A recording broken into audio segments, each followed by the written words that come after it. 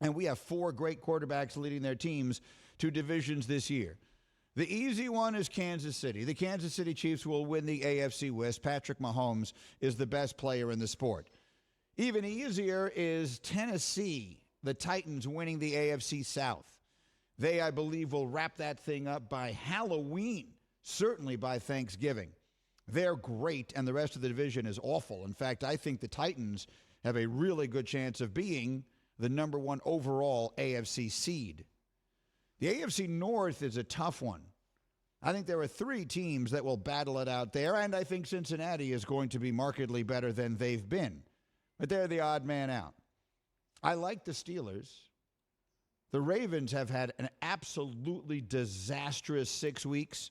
The injuries there, every year some team, or sometimes more than one, has its season ruined by injury. The Ravens, to me, this year might be that team. But I like the Browns. If you listen to the show or you watch our TV show in the morning, you know it. I've said it before. I believe if you just look at the names on the backs of the jerseys, the Cleveland Browns have the best players of any team in the entire AFC, and I think they will win that division. And then in the AFC East, if you took the number 10 away from them and put the number 12 on them, Mac Jones looks just like Tom Brady. I'm not saying he's going to be anywhere near that good. Certainly not this year and probably not ever. But that is the way they play football. And that team is way better than people realize. The New England Patriots are going to win the AFC East. So my AFC division champs are the Pats, the Browns, the Titans, and the Chiefs. Straight Talk Wireless, no contract, no compromise. Wild cards. The easy one is Buffalo. Buffalo, which is a team a lot of people have in the Super Bowl, and many there in the hashtag Bills Mafia will be angry or will be grateful that I didn't pick them to win the division. I have them as a wild card. I have the Steelers, not the Ravens, as a wild card.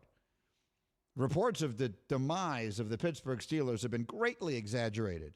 Ben's going to be better than last year, not worse. Najee Harris was an outstanding draft pick for that team. Their weapons are outstanding. Don't overlook the name Pat Freiermuth, tight end out of Penn State. They called him Baby Gronk, second-round pick, red zone threat. Great wide receivers and an outstanding defense. They'll get the T.J. Watt thing done. Steelers make the playoffs. And my third wild card is the Chargers. The Chargers could be the most improved team in the NFL record-wise. Justin Herbert with a full season as the starter. They've remade the offensive line. If Derwin James should stay healthy, he could be the defensive player of the year. People don't talk about the Chargers. You will by the end of the season. They're making the playoffs. Greeny presented by Progressive Insurance. Progressive makes bundling easy and affordable. Get a multi-policy discount by combining your car, home, motorcycle, commercial auto, and more. All your protection in one place. Bundle and save at Progressive.com. So that's the AFC. The NFC, comparatively speaking, is the JV. I'll give you the easy ones. The Washington football team wins the NFC East easily. It's not even close. They're by far the best team in that division. The Packers win the NFC North even easier. They have almost no competition. I don't care what the controversy, I don't care what the situation, what the air floating above Aaron Rodgers and Devontae Adams feels like. The Packers are too good. They will win that division easily. Tampa will win the NFC South easily. And the Rams are the complicated one. I will take the Rams by an eyelash over San Francisco in the Wild Wild West, my division champs in the NFC. Washington, Green Bay, Tampa, and the Rams. The wild card, the easy one is San Francisco. I think the Niners will be great. I think Jimmy Garoppolo will be their quarterback all year long. And they will be really good. They will be a threat. Louis Riddick just put them in the Super Bowl on Get Up, and that would not shock me. My other two wild cards might shock you.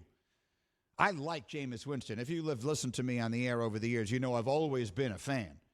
I think he's been in the right place at the right time, and I think he's going to have a big year. I think the New Orleans Saints are being absolutely undersold. I have them as a wild card. And my third one is the Vikings, and I'll tell you where I got that from. I got it from one of our callers yesterday. One of our callers made the case for the Vikings with two of the 10 best receivers in the NFL and maybe the second best running back in the NFL and a more than good enough quarterback. And Mike Zimmer's defenses will not stink a second year in a row. They had a lot of injuries and everything else. On a flyer, I'm putting the Vikings ahead of Seattle and a lot of other teams I would have considered as my wild card. So I have the Niners, Saints, and Vikings as the NFC wild cards and my Super Bowl. If you're brave enough to bet against Brady, good for you. I'm not. I will never pick against him again. I have the Tampa Bay Buccaneers winning the Super Bowl in back-to-back seasons, and this time beating the Cleveland Browns. Yes, I'm in. I'm going all in on the Cleveland Browns. Baker Mayfield goes from good to great. Odell Beckham becomes additive, and that defense is so much better than it was a year before. Bucks over Browns in the Super Bowl. Thanks for watching ESPN on YouTube. For live streaming, sports, and premium content, subscribe to ESPN+.